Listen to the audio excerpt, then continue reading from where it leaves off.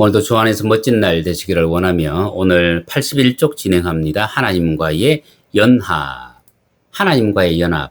이 하나님과의 연합에 있어서 가장 기본이 되는 것은 자아가 죽는 것이라고 말씀드렸습니다. 자아의 죽음. 그것은 지난 시간에 말씀드렸던 것처럼 어두움, 외로움, 기다림, 그리고 어떤 위험을 감내할 수 있는, 그리고 수치를 감당할 수 있는 그런 일들을 통해서 자유함을 얻는다고 말씀을 드렸고, 자아는 깨어진다고 말씀드렸습니다. 그리고 깨어진 그 자유함을 얻은 상태로 우리는 하나님과 연합합니다. 하나님은 우리와 상관없이 땅의 일을 처리하지 않으십니다. 땅을 정복하고 다스릴 그 특권을 하나님께서 우리에게 주셨기 때문입니다. 그리고 땅은 하나님의 발판이기 때문에 우리는 이 땅에서 되어지는 하나님의 모든 일의 동력자입니다. 또 흙으로 지음받은 우리의 변화와 성숙 역시 우리와 하나님의 공동 사역이기 때문이에요. 하나님께서 우리에게 승리를 툭 던져주시는 것이 아니고 승리할 수 있는 그 여정을 함께 이끌어 가시는 이유는요, 전쟁에 있어서 승리의 그 전리품을 우리에게 주시기 위함이에요. 여러분, 우리가 아무것도 하지 아니했는데 하나님께서 우리에게 전리품을 주셨다. 그러면요, 사단은 치고 들어온다고 제가 말씀드렸죠. 하나님의 마음을 가지고 하나님의 말씀에 온전히 순종하며 나갈 수 있는 사람, 그에게 하나님은 승리를 주시는데, 그런데 하나님은 하나님 당신의 사람들을 결코 강제하지 않으세요. 길을 주시고 선택과 실행을 그에게 맡기십니다. 그때 하나님께서 그를 책임지십니다. 출애굽한 이스라엘이 가나안으로 가는 여정 동안 가장 많은 방해를 한 족속이 아말렉입니다. 여러분, 믿음의 여정에 있어서 끊임없이 우리를 괴롭히는 존재, 성경은 이 아말렉을 자아에 비유합니다. 자아, 견고한 진, 우리의 혼. 르비딤에서 백성이 다투고 하나님을 시험했을 때 후일 광야 가데스에서 하나님과 이스라엘 백성들 사이에 틈이 생겼을 때 치고 들어온 족속이에요. 여러분, 르비딤이라고 하는 것은 평원이라는 뜻입니다. 휴식처라는 뜻이에요. 여러분, 내가 편안하게 있을 때도 이 자아는 올라오더라 얘기죠. 가데스 바네아에서 12명의 정탐꾼들이 가나안 땅을 정복하고 난 뒤에 10명과 2명이 의견이 갈라졌습니다. 그때 그 10명의 의견, 우리는 저 땅을 정복하지 못할 것이라는 그 부정적인 의견이 백성들을 휩쓸어 버렸어요. 그때 등장한 족속이 바로 이 아말렉 족속입니다. 이 아말렉은 에서의 후손인데, 아말렉이라는 말의 뜻은 뭐냐 하면 꼴짜기에 사는 자, 아니면 모조리 핥아 먹는 자. 여러분, 꼴짜기에서 다른 사람이 피곤하고 지칠 때를 기다리고, 그리고 모든 것을 남김없이 다 핥아 먹어버리는 자. 그런데 가까이 가서 세밀하게 살피기 전에는 결코 보이지 않는 숨은 자들, 모든 것을 낚아채는 자들, 상대의 약점, 그리고 상대의 실패를 즐거워하고 그것을 찾는 자들, 그리고 꼴짜기로 끌고 와서 모든 것을 진멸시키는 자들. 출애굽한 이스라엘 백성들이 광야에서 처음으로 맞닥뜨린 게 이 자아입니다. 여러분, 우리가 이제 우리의 신앙생활을 하면서도 우리 속에서도 이 자아가 살아나요. 내가 하나님을 예배하는 마음은 그냥 순수한 감사여야 되는데, 내가 하는 이 예배의 목적이, 내가 하는 기도와 찬양, 헌금에 대한 어떤 목적이 있다 그러면 우리는 그것은 우리의 자아에서 하는 일이에요. 하나님은 결코 그것을 용납하시지 않으십니다. 신앙생활에 있어서 평안할 때 우리의 자랑, 피곤하고 지치고 힘들 때 우리의 어떤 염려, 불안, 하나님에 대한 원망, 이 모든 것이 자아에서 나온다. 그래서 82쪽, 모세는 여호수아에게 아말렉과 싸우라고 말하고 자신은 아론과 훌과 함께 산꼭대기로 올라갔습니다. 그리고 모세가 팔을 들었습니다. 아론과 훌이 모세의 팔을 들었습니다.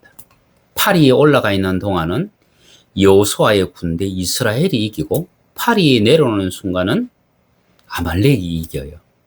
그때 아론과 훌이 모세의 팔을 계속 들고 있습니다. 여러분, 여기서 우리는 한 가지 알아야 돼요.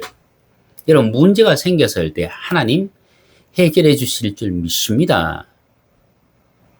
그리고 뒷전으로 물러나 있는 거예요. 하나님 어떻게 할까요? 어떻게 할까요? 그러면서 하나님 앞에 지혜를 묻고 내가 행동으로 옮기는 거예요. 그때 하나님은 우리의 손끝, 우리의 발끝에서 함께 하시고 우리의 발은 평안의 복음의 신발이라 그랬어요. 우리의 발이 닿는 곳에 하나님이 평안을 만들어 가신다. 이 두 가지는 우리가 해야 될 동시 작업입니다. 여러분, 우리는 우리의 믿음이 우연을 가장한 믿음이 아닌지를 점검해야 돼요. 여러분, 기도만 하고 뒷전에 물러나 있다 그러면은 우리의 믿음은 우연을 가장한 믿음이에요. 만약 모세가 기도만 하고 이스라엘은 숨어 있었다면 어떻게 되었겠습니까? 우리가 기도했으니 하나님께서 누군가를 통해 우리를 구원하실 거야. 우리가 기도했으니 하나님께서 마른 하늘에 우박을 쳐서 적들을 물리쳐 주실 거야. 하나님 믿습니다. 그렇게 기도하고 그냥 앉아 있다면요, 그것은 죽은 믿음이에요. 예수님의 육신의 동생 야고보서에서 계속하는 얘기가 무엇입니까? 행함이 없는 믿음은 죽은 것이니라. 하나님, 난 기도했는데요, 이게 행함이 아닙니까? 여러분, 거기서 말하는 그 행함은요, 하나님의 말씀, 하나님의 음성을 듣고 내가 어떻게 움직이느냐를 말씀하는 거예요. 내가 하나님 앞에 기도하고 내가 골방에 갇혀 있다면은 그것은 수동적인 믿음이에요. 하나님은 이 수동적인 믿음을 가진 사람을 사용하신 적이 없습니다. 하나님 앞에 서임 받은 사람들 중에 흉악 보면 하나님이 고쳐서 사용하세요. 정말 고쳐서 사용하세요. 여러분, 아브라함은 어떤 사람입니까? 갈대아 우르에서 하나님이 싫어하시는 달신 난나, 하늘 여신이죠. 달신 난나의 형상을 만들어서 팔아먹으면서 생계를 유지했던 사람이에요. 이스라엘이라고 말하는 야곱은요, 형을 속이고 아버지를 속이고 삼촌을 속이고 외삼촌을 속이고 속임의 전문가예요. 근데 하나님이 그를 고쳐서 사용하시잖아요. 여러분, 제사장으로 서임 받고 있는 저 레위의 후손들은 어떻습니까?